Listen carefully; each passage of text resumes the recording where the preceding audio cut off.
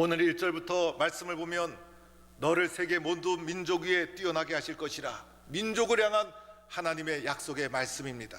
하나님이 이스라엘 민족을 선택하실 때 그냥 선택한 것이 아니죠. 이 민족을 세계 모든 민족 위에 뛰어나게 하실 것이라. 지금은 광야길을 걸어가고 있어서 보잘것없는 민족이지만은 이 민족을 가장 뛰어난 민족으로 삼아 주시겠다. 오늘 한국 땅에 복음이 전해지고 수많은 믿음의 사람들이 세워지고 그리고 교회가 세워지고 그 속에는 하나님께서 우리 대한민국을 세계 모든 민족 위에 가장 뛰어난 민족이 되게 하시겠다라는 하나님의 약속이 이 속에 담겨 있는 것입니다. 3절의 말씀에도 보면 성읍에서도 복을 받고 들에서도 복을 받을 것이라. 이 성읍가들은 생활의 터전이 아닙니까? 성읍에서 장사도 하고 사업도 하고 들에서 농사도 짓고 목축도 하고, 그래서 이 삶의 모든 터전에 하나님이 복을 내려주시겠다, 이렇게 말씀하고 있습니다. 4절에도 보면 내 몸의 자녀와 토지 소산 짐승 새끼 소와 양의 새끼 복을 주시겠다. 이 모든 가정과 일터와 사업장에 하나님이 주시는 은혜와 축복을 약속해 주셨어요. 5절에서도 보면 내 강주리와 떡반죽 그릇이 복을 받을 것이라. 이 강주리와 떡반죽 그릇은 일용할 양식, 그래서 궁핍함이 없는 삶으로 하나님이 채워주신다.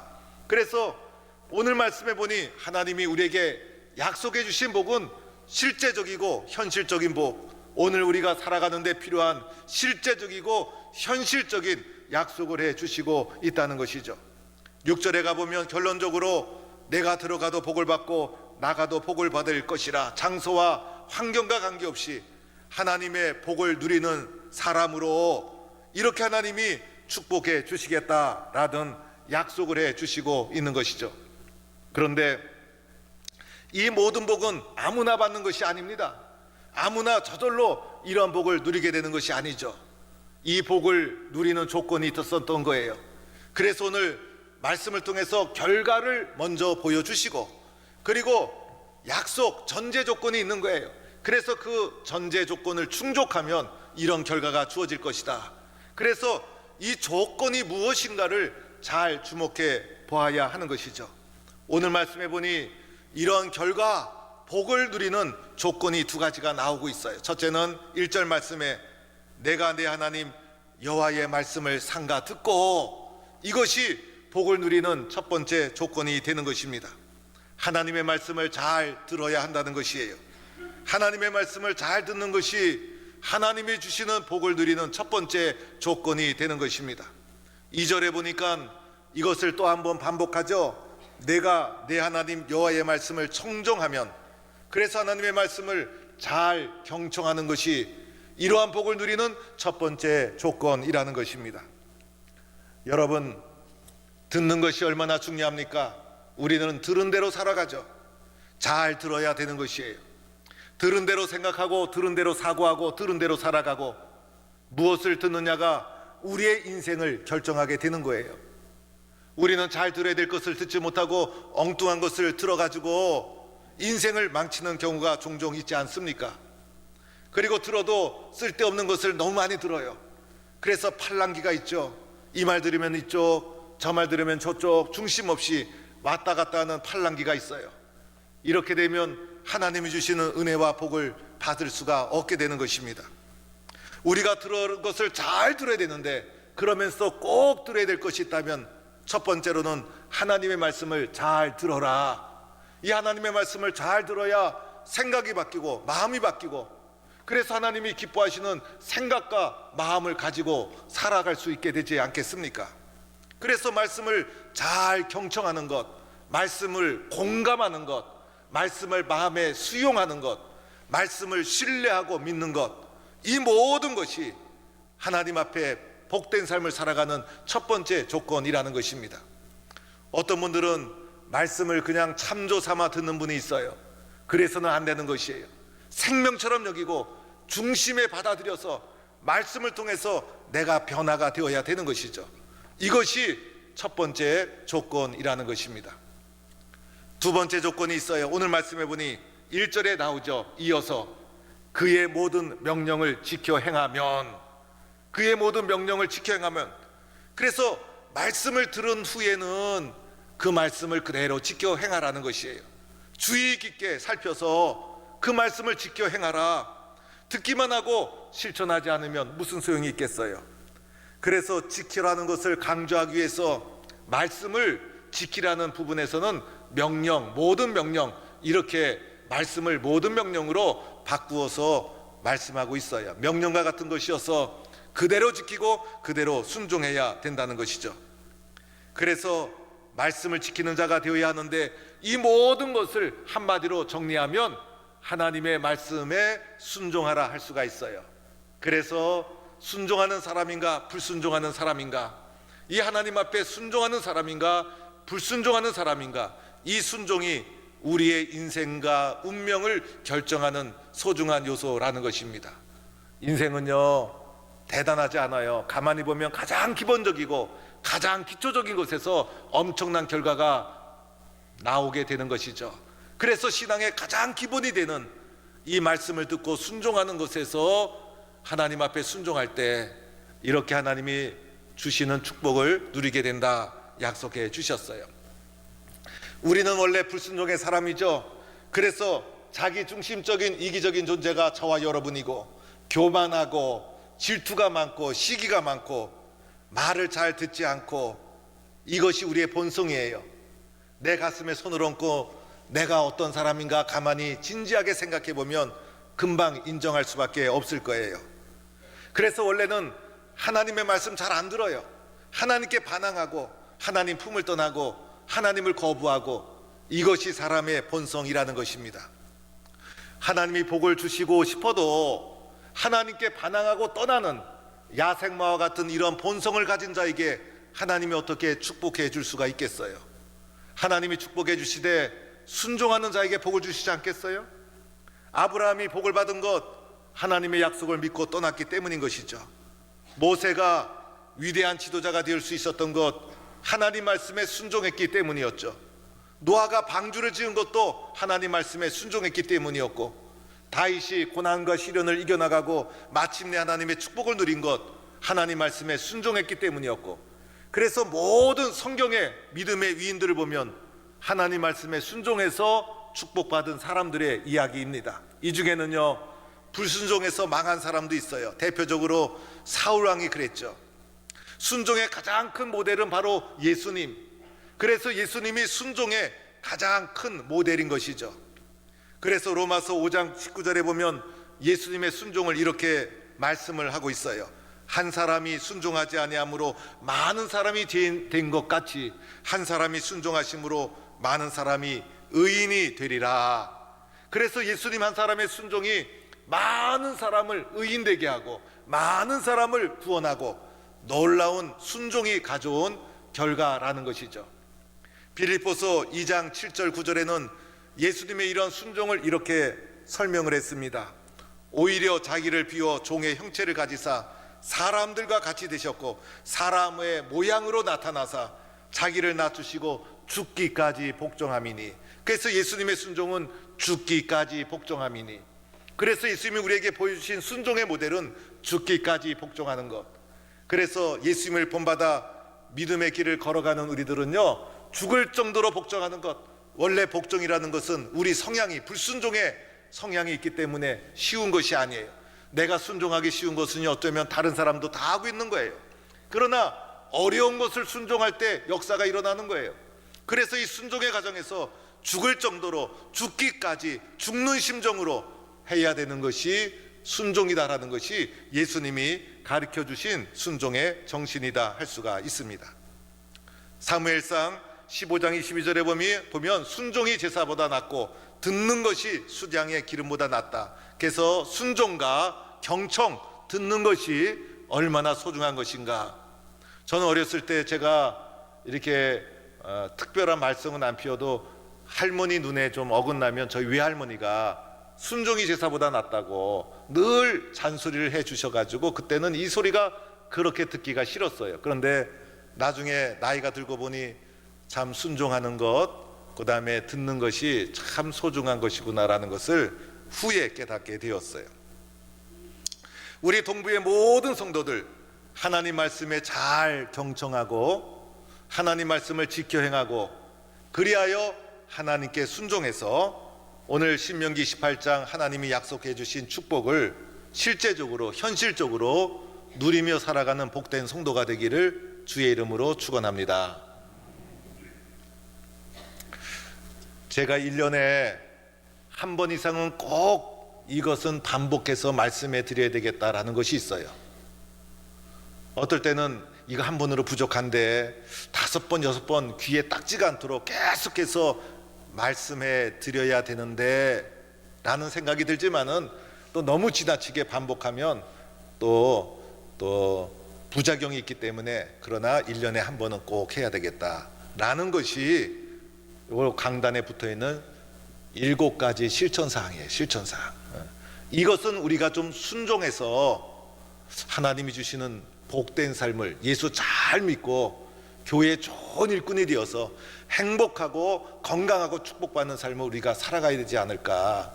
그래서 제가 기도하는 중에 7가지를 잘 정리해서 본당에 딱 걸어놓고 주보에도 실어놓고, 그래서 성도들이 저걸 항상 눈으로 보고 마음으로 받아들이고 그러셔서 우리 교회 성도들은 7가지 7대 실천사항을 신앙의 기본으로 받아들이는 성도가 되어야 합니다. 첫 번째로는 무엇이죠? 회개 고백, 회개 고백. 그렇죠, 여러분. 예수 믿는 사람은 회개하는 사람이에요. 회개의 심령이 살아있는 거예요. 그래서 예배당에 들어오면 먼저 하나님, 제가 부족했습니다라고 하나님 앞에서 자신을 성찰하는 심령이 살아있는 자가 예수 믿는 사람이에요. 이 회개하는 심령이 굳어져 있으면 예수는 믿어도 신앙이 지금 잠자고 있는 거예요. 이 회개의 심령이 살아있는 자가 하나님을 경외하고 하나님이 살아계심을 믿고 신뢰하고 있는 거예요, 지금 현재. 그런데 이 회개의 심령이 굳어져 버리면 신앙이 죽은 거예요. 그래서 회개의 심령을 자기 자신의 심령의 상태를 보면서 항상 주님 앞에 회개가 살아있도록 해야 되는 것이죠. 그래서 예배당에 들어올 때마다 제일 먼저 해야 되는 것이 회개기도. 요한일서 1장 9절에 보면 만일 우리가 우리 죄를 자백하면 그는 미쁘시고 의로우사 우리 죄를 사하시며 우리를 모든 불의에서 깨끗하게 하실 것이라. 그래서 회개라는 것은 스스로 자백하는 거예요. 스스로 자백. 누가 시켜서 하는 것이 아니라 하나님 앞에서 회개 기도하면서 마음으로 입술로 인정하고 자백하는 거예요. 이게 진정한 회개예요. 그래서 이 회개가 살아있을 때 하나님 앞에서 자신의 모습을 끊임없이 성찰하며 회개의 마음과 눈물이 마르지 않을 때 그 사람이 예수 지금 잘 믿고 있는 살아있는 신앙인이라고 할 수가 있는 거예요. 그래서 회개의 문턱을 넘어서야 되는 거예요. 두 번째가 있죠. 회개하고 나서 두 번째는 뭡니까? 말씀 경청. 그죠? 회개한 마음에 뭘 담아야 됩니까? 말씀을 담아야 되죠. 회개하지 않으면 말씀이 들어오질 않아요. 그래서 두 번째로는 회개하고 나서는 말씀 경청, 말씀을 마음에 담는 거예요. 이게 살아있는 신앙인이에요. 말씀을 듣는 자세가 있죠. 말씀하옵소서 주여 종이 듣겠나이다. 종이 듣겠나이다. 이런 심정으로 말씀을 경청하고 마음의 문을 열고 마음의 말씀을 수용하고 말씀이 필요함을 인정하고 말씀을 붙잡고, 그래서 말씀을 받는 마음판이 좋아야 되는데 이 마음판은 회개할 때 말씀을 받는 마음판이 잘 형성이 되어지는 것이죠. 회개하지 않으면 어떻게 될까요? 말씀을 내가 판단하는 자가 되죠. 그래서 말씀이 마음에 들어오질 않아요. 그래서 회개하고 나서 마음의 문을 열고 이 마음속에 말씀을 잘 듣고 받아들이는 거예요. 모든 것이 듣는 데서, 잘 듣는 데서 시작이 되어지는 것이죠. 첫 번째 회개했죠. 두 번째 말씀 경청했죠. 그리고 나서 세 번째 하는 것이 뭡니까? 기도, 실천. 기도는 실천해야 되는 거예요. 기도는 실천해야 되는 것. 그래서 말씀을 듣고 나니 하나님 말씀대로 살아야 돼요. 그래서 기도하지 않고는 견딜 수 없는 거예요. 회개, 말씀, 기도, 이게 순서가 있는 거예요. 그래서 기도의 방법 있죠. 베드로에게 예수님 해주신 말씀, 너희가 나와 함께 1시간도 이렇게 깨어 있을 수 없더냐. 그래서 기도 잠자고 있는 베드로에게 깨어 있을 수 없더냐 이렇게 말했어요. 기도하면 깨어 있는 거고, 잠자고 있으면, 기도하지 않으면 잠자고 있는 거예요. 그래서 기도는 영적으로 깨어 있느냐 잠자고 있느냐를 가름하는 것이 바로 기도라는 거예요. 기도의 시간도 몇 시간? 1시간. 그래서 모든 성도들이 1시간 기도하는 성도들로 영적으로 무장되어 있다면 여러분, 그 교회가 얼마나 단단한 교회가 되겠어요. 새벽기도 제가 자꾸 권면하죠. 새벽기도 나오면 30분 이상은 기도 저절로 가요. 그러면 기도의 탄력을 받아서 1시간 기도가 채워져요. 그런데 새벽기도 안 나오고 기도하려다 보니 1시간 기도가 쉽지가 않은 거예요. 1시간도 깨어 있을 수 없더냐. 이번에 가을에 문턱에서 11월 추수감사주일 지나고 나서 특별 새벽기도 한 주간을 맞이했어요. 한 주에 한 번 나오자 이러니까 동기부여가 약한 것 같아요. 그래서 안 되겠다. 포항에서 가장 유명한 목사님 6분을 모셔가지고 새벽마다 가을맞이 추수감사 주일 지나고 나서 특별 새벽기도회를 준비했어요. 내가 기도할 수 있는 기회다 생각하시고 여러분이 은혜의 자리로 나오셔야 됩니다. 회개했죠. 말씀 들었죠. 기도했죠. 그리고 나서 네 번째가 교회 섬김이에요. 교회 섬김은 기도를 앞서지 말아야 돼요. 말씀 없이 교회 섬기면 안 되는 거예요. 그래서 교회 섬김의 자세 뭡니까? 맡은 자에게 구할 것은 충성이니라. 충성해야 되는 거죠. 교회 섬김과 교회 약속을 소홀히 여겨서는 안 되는 거예요. 그래서 충성하는 것. 교회 일도요, 어떤 분은 자기 중심이야. 마음에 들면 너무 요란하고, 마음이 상하면 그만둔다고 때려친다고 사라지고, 그러면 교회가 어떻게 되겠어요? 그런 분들은 교회 섬기기 전에 먼저 회개 말씀 기도를 해야 돼요. 회개 말씀 기도를 하고 은혜 받고 사명감 다지고 교회 섬기는 거예요. 기도 없이 교회 섬기니까 자기 일 하는 거고 자기 명예 드러내는 거고, 그래서 말씀 듣고 기도하고 나서 교회 섬기는 거예요. 그때 충성된 마음으로 교회의 섬김의 자리를 지켜야 그 교회가 든든한 교회고, 그 사람이 뿌리 깊은 든든한 신뢰가 가는 신앙인이 되고 신앙 성품 좋은 사람이 되어서 하나님의 축복을 누리는 거예요. 저도 젊었을 때요, 제가 모태신앙이지, 그리고 목사 아들이지, 신학서적도 많이 읽었죠. 그래가지고 이게 좀 교만해지고 눈이 커지고 하다 보니까 어느 날 교회가 문제가 많더라고요. 이것도 문제 저것도 문제, 심지어는 제가 청년부 시절에 지도하는 청년부 목사님 문제 많아. 그래서 늘 어느 날 문제만 얘기하며 청년부 시절과 교회학교 교사 시절을 보낸 적이 있었어요. 초보 시절에 지나고 보니까 초보 은혜 받았을 때 이래. 초보 은혜 받았을 때. 그런데 어느 날 제가 더 큰 은혜를 받고 나니까 교회에 대한 생각이 바뀌었어요. 주님의 몸인데, 내가 이 교회에서 사랑받고 은혜 받고 자랐는데, 교회와 나는 분리할 수가 없는데, 내가 교회에 준 것도 없이 섬긴 것도 없이 큰 소리만 치고 그리고 비판만 했구나. 그 다음부터 생각을 바꿨어요. 나는 교회의 부름이라면 무조건 예한다. 아예 작정을 했어요. 판단하지 않기로 했어요. 목사님이 말씀하면 똑같은 목사님인데 예, 교회학교 선생님들이 부탁하고 부장님이 부탁하면 예, 무조건 예했어요. 무조건 예하고 그러니까 똑같은 상황인데 달라진 게 있었어요. 마음이 편해져요. 마음이 편해져. 그리고 행복해요. 내 신앙이 성장해요. 교회 속에 담긴 영적인 의미와 깊이를 알겠어요. 영혼의 소중함을 알겠어요. 그리고 교회가 조용해져요. 그동안 조용해지지 못한 이유가 있었어요. 나 때문이었어요. 그전에는 다른 사람만 생각했는데 은혜 받고 나니까 문제는 나였어요. 내가 입 다물고 주님 앞에 순종하고 예하면 교회가 평안해지는 거예요.